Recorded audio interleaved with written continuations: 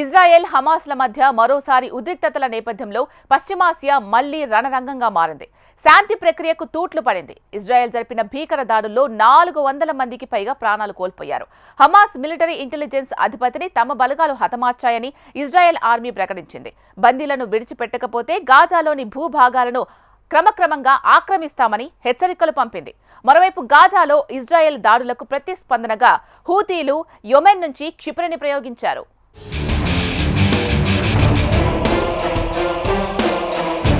పశ్చిమాసియాలో శాంతి ప్రక్రియకు తూట్లు పడ్డాయి. గత జనవరిలో ఖతార్, ఈజిప్టుల సమక్షంలో కుదిరిన కాల్పుల విరమణ ఒప్పందం గడువు ముగిసిన తర్వాత తీవ్రస్థాయిలో రెచ్చిపోయింది ఇజ్రాయెల్ ఆర్మీ.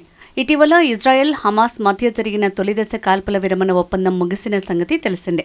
ఈ ఒప్పందం కొనసాగింపును ఉగ్రవాద సంస్థ తిరస్కరించింది.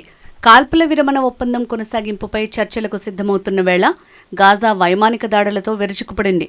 గత 5 రోజులుగా పలు ప్రాంతాల్లో జరిపిన అనూహ్య దాడుల్లో మృతుల సంఖ్య అంతకంతకు పెరుగుతోంది. ఇప్పటివరకు కనీసం 400కు పైగా చనిపోయారు. 500 మందికి పైగా గాయపడ్డారు. మృతుల్లో ఎక్కువగా మహిళలు, చిన్నారులే ఉన్నారు. ఖాన్ యూనిస్, రఫా, ఉత్తర గాజా, గాజా సిటీ ప్రాంతాల్లో ఈ వైమానిక దాడులు చోటు చేసుకున్నాయి. గాజా విషయంలో ఇజ్రాయెల్ మరింత దూకుడుగా వ్యవహరిస్తోంది. బందీలను విడిచిపెట్టకపోతే గాజాలోని భూభాగాలను క్రమక్రమంగా ఆక్రమిస్తామని హెచ్చరికలు పంపింది. మిగతా బందీల విడుదలకు నిరాకరించినందునే హమాస్ స్థావరాలపై దాడులు చేపట్టినట్లు ఇజ్రాయెల్ ప్రధాని నెతన్యాహు తెలిపారు.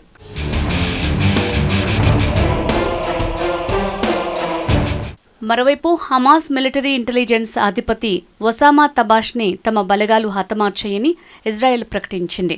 ఆయన ఉగ్రవాద సంస్థ నిఘా లక్ష్యాత్మక యూనిట్ విభాగానికి కూడా అధిపతిగా వ్యవహరిస్తున్నట్లు వెల్లడించింది. అయితే ఈ ప్రకటనపై హమాస్ ఇప్పటివరకు స్పందించలేదు.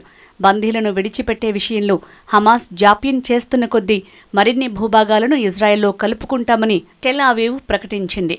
ఇజ్రాయెల్ దాడులను తీవ్రంగా ఖండించిన హమాస్ ఇందుకు తగిన మూల్యం చెల్లించుకోవాల్సి వస్తోందని హెచ్చరించింది. శాశ్వత కాల్పుల విరమణతో పాటు ఇజ్రాయెల్ ఆర్మీని గాజా నుంచి పూర్తిగా ఉపసంహరించుకుంటేనే మిగతా బందీలను విడిచిపెడతామని హమాస్ స్పష్టం చేసింది.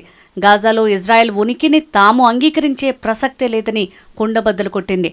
ఇజ్రాయెల్ ఆర్మీ పూర్తిగా వైదొలిగాకే పశ్చిమ దేశాల మద్దతున్న పాలస్తీనా అథారిటీకి లేదా స్వతంత్ర రాజకీయ నేతల కమిటీకి అధికారం బదిలీ చేస్తామని తేల్చి చెప్పింది. అప్పటి వరకు ఆయుధాలు వీడబోమని తెలిపింది.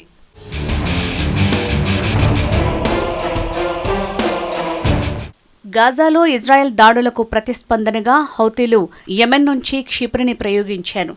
ఇజ్రాయెల్ విమానాశ్రయం లక్ష్యంగా ప్రయోగించిన క్షిపణిని నేలకూల్చామని ఇజ్రాయెల్ సేనలు ప్రకటించాయి. గాజాపై ఇజ్రాయెల్ దురాక్రమణ ముగిసే వరకు తమ దాడులు కొనసాగిస్తామని ప్రకటించింది హౌతీ. 48 గంటల్లో 3వ దాడులు చేశామని తెలిపింది. అంతేకాదు అమెరికా విమాన వాహన నౌక USS హ్యారీ ఎస్ ట్రూమన్పై దాడులు చేస్తామని హెచ్చరించింది. ఇటీవలి కాలంలో అమెరికా యెమెన్లోని హౌతీల స్థావరాలపై భీకర దాడులు జరపడం తెలిసిందే. ఎర్ర సముద్రంలో తన నౌకలకు హౌతీలు ఆటంకం కల్పించడంపై తీవ్రంగా స్పందించింది అమెరికా. ఇరాన్ హౌతీలకు మద్దతు ఇవ్వటాన్ని నిలిపివేయాలని అమెరికా అధ్యక్షుడు డొనాల్డ్ ట్రంప్ ఇప్పటికే హెచ్చరించారు. దీనిపై ఇరాన్ సుప్రీం ఖమేనీ స్పందిస్తూ హౌతీల దాడుల్లో తమ ప్రమేయం లేదని అన్నారు. వారు సొంత కారణాల వల్ల దాడులకు పాల్పడుతున్నారని, ఈ విషయంలో అమెరికా తమపై ఆరోపణలు చేస్తే తగిన మూల్యం చెల్లించుకోవాల్సి వస్తుందని పేర్కొన్నారు.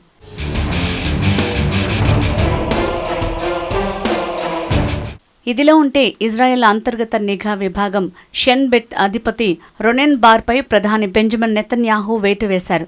ఈ నిర్ణయాన్ని మంత్రిమండలి ఏకగ్రీవంగా ఆమోదించింది. తనకు షెన్ బెట్ అధిపతిపై నమ్మకం లేదని ప్రధాని నెతన్యాహు వ్యాఖ్యానించిన విషయం తెలిసిందే. అయితే ఈ నిర్ణయాన్ని తాత్కాలికంగా నిలుపుదల చేస్తూ ఇజ్రాయెల్ అత్యున్నత న్యాయస్థానం ఉత్తర్వులు జారీ చేసింది. బార్పై వేటు వేయటాన్ని ప్రతిపక్షాలు తప్పుబట్టాయి. నెతన్యాహు ప్రజాస్వామ్యానికి ముప్పుగా మారారని ఆరోపించాయి. అక్టోబర్ 7వ తేదీన హమాస్ జరిపిన పాశవిక దాడుల్లో నిఘా వైఫల్యానికి పూర్తి బాధ్యత తమదేనని ఇజ్రాయెల్ 2023లోనే షిన్ బెట్ అంగీకరించింది. ఈ దాడుల్లో 1300 మంది ఇజ్రాయెల్ వాసులు సహా విదేశీయులు కూడా ప్రాణాలు కోల్పోయారు. ఈ ఘటన తర్వాతే గాజాపై ఇజ్రాయెల్ భారీ స్థాయిలో యుద్ధం ప్రకటించింది. హమాస్ మెరుపుదాడిపై ముందస్తు హెచ్చరికలు జారీ చేయటంలో తాము విఫలమయ్యామని పేర్కొన్నారు.